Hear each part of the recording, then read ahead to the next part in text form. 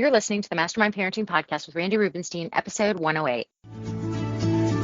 My name is Randy Rubenstein, and welcome to the Mastermind Parenting Podcast, where we believe when your thoughts grow, the conversations in your home flow. Well, hi guys. We're going to be releasing a clip from an interview I did recently on the Styling Social Justice podcast.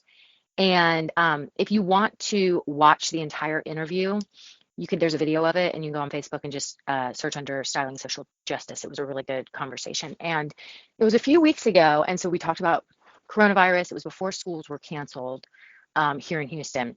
But this is just like a 15-minute clip. And we thought that it would be helpful. We walk through the productive conversation. We talk about it's a good conversation, and I think that you guys are really going to relate to it, because I think what I've noticed is that we don't know how to have hard conversations, and especially we don't know how to have hard conversations with our kids.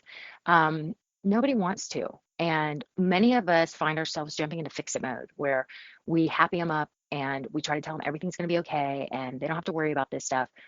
And there are some things that we definitely want to shield our kids from and decide what they need to know about and what they don't. But when you've got a global pandemic going on and everyone's talking about it and they're feeling all of it, they feel it all.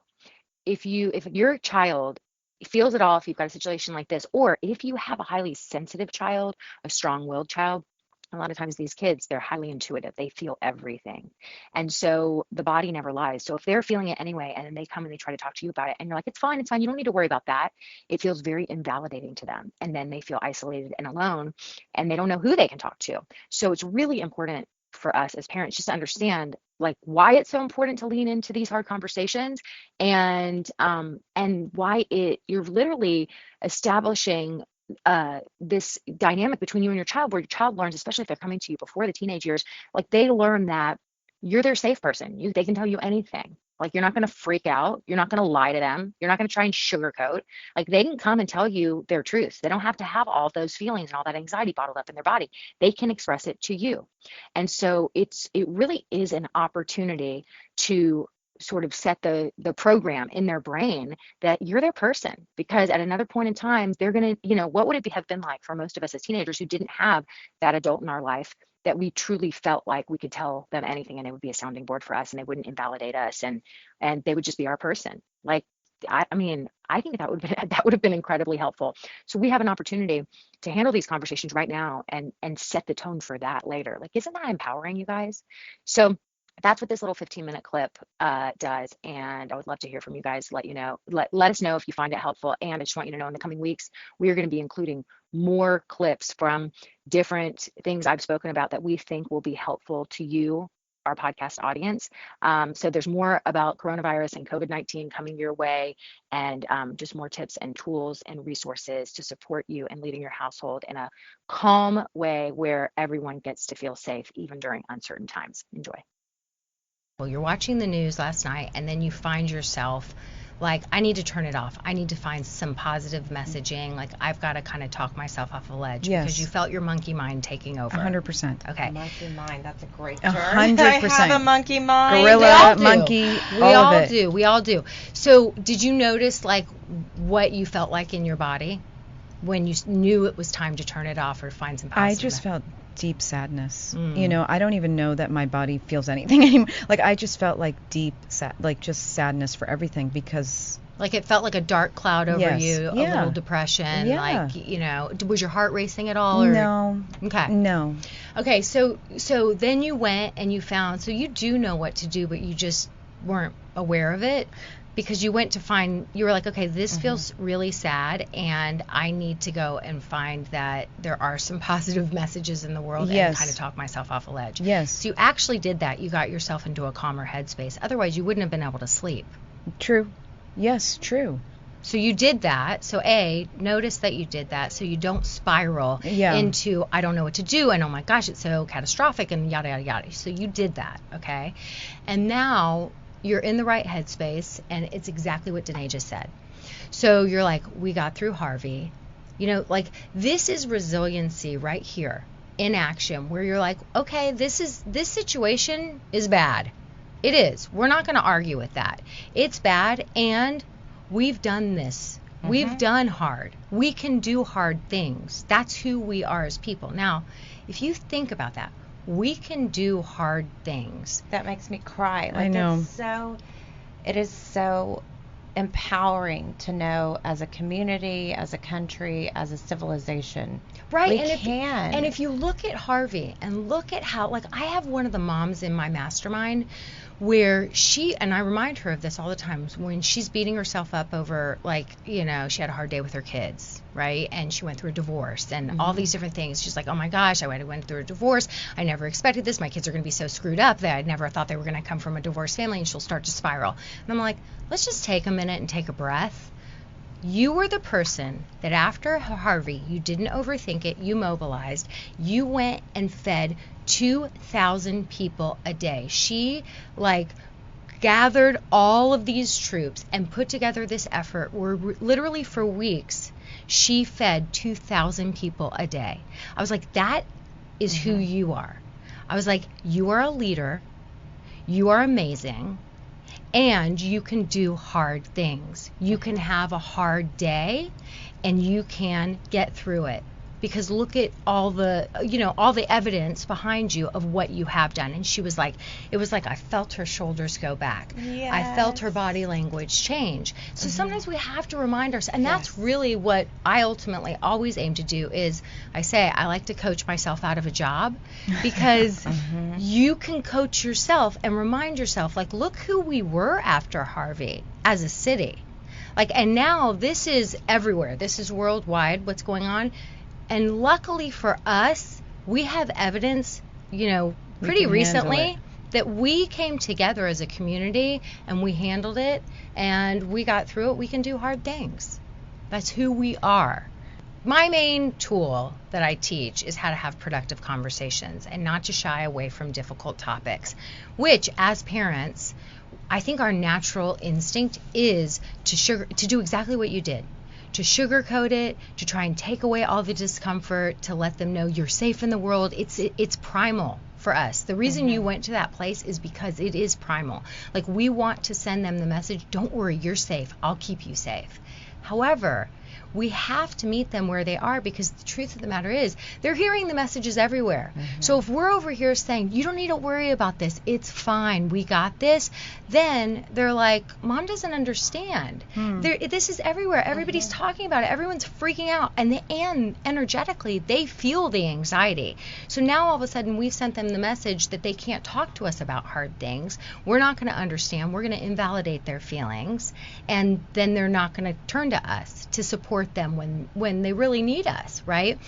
And what you did is normal and primal. So when we learn to have productive conversations, it's actually a skill set that we learn. It does not come naturally. The more you practice it, the more natural it will come.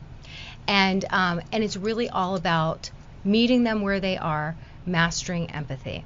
Okay, so do you want to kind of walk through that situation? Yeah, because I have another one where it's like, I want to go play outside, and I'm like, absolutely not, you will get kidnapped, because because of my work. So it's weird. I'm like balancing in the front yard yesterday, and I said, she's alone. She's gonna get someone's gonna grab her, and Bella, Mom, everyone doesn't get grabbed. That's just you being a crazy So it's person. like, on the one hand, I'm like, I don't want you to worry about anything. Mommy has it. And on the other hand, I'm like, have you lost your mind? Do you want to ride your bike? Right. What do you think? Like, what's gotten into you? So what advice do you have for a crazy parent? And just, can I say that I've been you too? Like, literally, my daughter, who's 18, who's a senior in high school, I remember when she was about 8, and we went on a bike ride or somewhere, and she was wearing this little purse, and she goes to climb this tree. She was kind of an untamed child, and she takes off this little like crossover body purse, and I was kind of not really thinking about it. I was like, why does she have a purse on this bike ride? She's like 8, and I look in there, and there was this like knife from, like, my husband had bought her a knife at the Renaissance Festival. Oh, cute. And which I was like, really? Like, don't buy them knives. He's I like, know, we've but talked about the rules, you know, because she was kind of this untamed kid, and she like whatever. And he's like, I was like, why do you have a knife with you? And she was like, why are you going through my purse? And I was like, why do you have a knife? She was like, Mom, because you've made me realize that I always have to protect myself because I made her paranoid for the same thing. So I've been that crazy mom too, just so y'all know. Okay. Just so y'all know. But what I'll say is, you know, we want to go to that place of sugarcoating and you're safe. But they are getting messages everywhere else that, no, this doesn't feel very safe. So the way to help her feel safe is actually just to use a tool that is one of my favorite tools, and it's called State the Obvious tool. Let me tell you, I'm real creative in naming my tools. State the Obvious, which literally you just say what she just said, where she's like, what did she say? How did she start it with you? What did she say? Mom, are we? No, she was like, I think she was just saying, like, what's going to happen? Do we have school anymore? She was asking about softball. I think everybody's going to get sick. So state the obvious would be, so coronavirus, all we're hearing is messages everywhere. You're hearing lots of messages. Maybe the school's talking about it. Maybe your friends are talking about it. Maybe you're hearing it on the news. So your brain is like, not knowing what to expect, and you're like, is school going to get canceled, or what's going to happen? And so you're like kind of concerned about that. Yeah. Okay. So sounds I heard ridiculous. You. No, but it's I heard you. It's just you state the obvious, which is exactly. She's like, yeah, I am concerned, and you're like, I get it. Everyone's very concerned right now because we're sort of waiting to see what happens, and the whole world is, you know, is dealing with it in different ways. Italy just shut down. There's all kinds of rumors here that school might cancel. It's towards the end of the year. We all had spring break trips, and now we're canceling those, and it's like we don't know day to day what's going to come next, and it's super concerning. And she's like, yeah. You're like, I understand why you feel concerned. I feel concerned too. And then what you really want next, so that's seeing her perspective. That's the first step of the productive conversation, okay? So the productive conversation I've spelled out in 3 steps. SAP. So just to be corny, it spells the word sap, and it's all about mastering empathy doesn't make you a sappy parent. It makes you a supportive parent. I love that. Okay? So you see their perspective, which is really just stating the obvious. Like this, you're concerned. You're getting all these messages all over the place. It's concerning. The news is going crazy. Italy just closed, its doors, blah, blah, blah, blah, blah. And then she will hopefully be like, yeah, I am concerned. And she starts talking. And the next step in SAP is actively listen. Actively listen is literally, you don't do it like a therapist. I know you have a master's in therapy. So you're, as when you go and see a therapist, which many of us love therapy, they're going to say, like, how does that make you feel? Yes. And whatever. We just want to mirror back. Because if you're constantly, well, how does that make you feel? Yeah, she's going to be like, I'm out.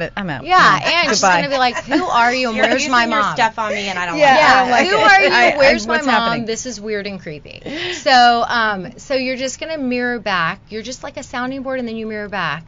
And everything she says, you're just like, and a lot of times the mirroring back is just, it's nonverbal. So it's like, yeah, concerning, I get it. Makes sense. Like, really, it's just sending the other person the message, like, I'm 100% here with you.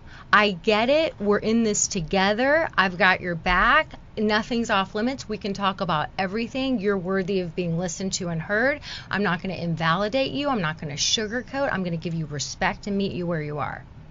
Does that make sense? 100%. Yeah. And so this is the hardest step, actually, for us, because most of us are recovering fixers. We want to fix, we want to solve, we want to sugarcoat, we want to make them feel better. You are safe in the world, don't worry.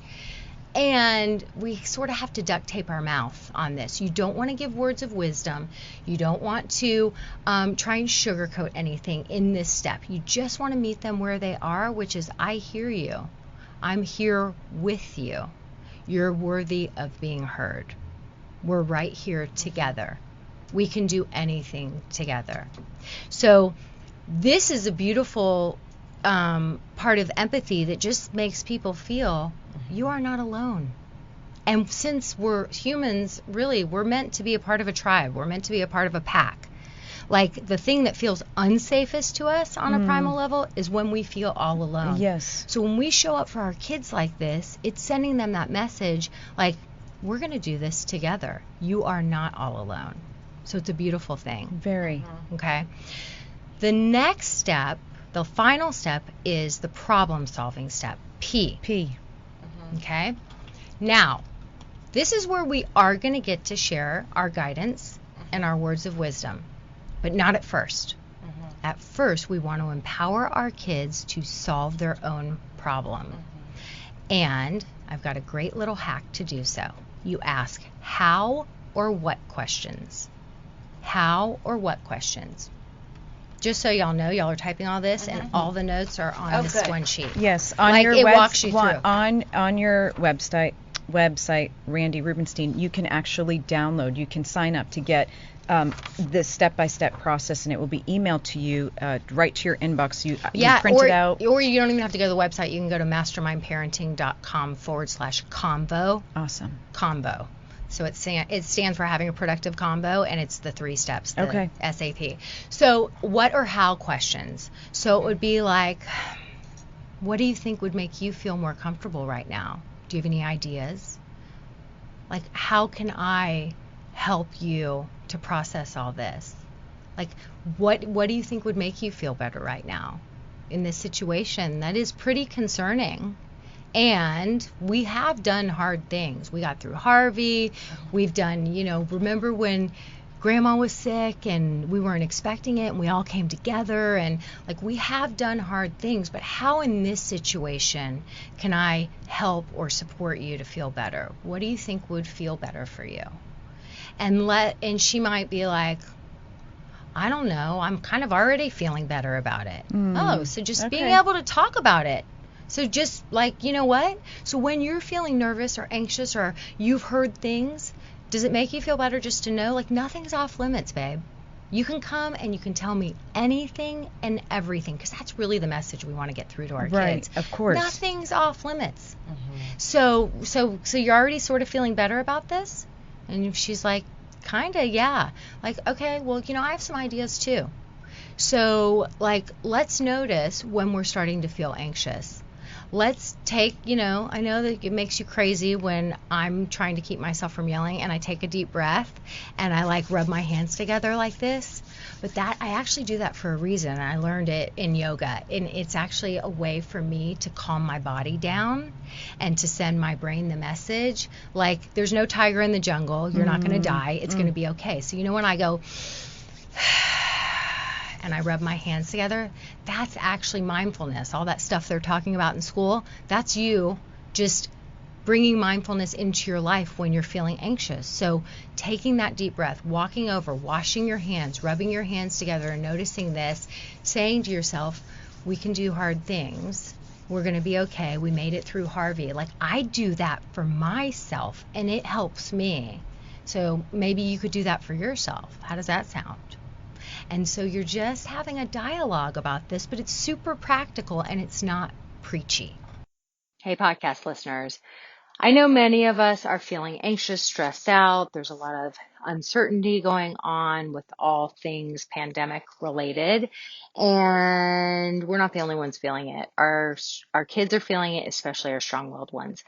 So if you've noticed even more dictator type behavior than normal, there's a reason. It's because strong-willed kids, when they're anxious, they act like little dictators. So if I'm describing your household, I've put something together for you. I want you to come to my 3-day free challenge. I'm going to teach you my best stuff, and we're going to help your strong-willed kiddo go from anxious dictator to aligned Zen master. You heard that right. I'm going to teach you some of my best stuff. So go to mastermindparenting.com/challenge. That's mastermindparenting.com/challenge. Sign up for the 3-day challenge, and I can't wait to see you there.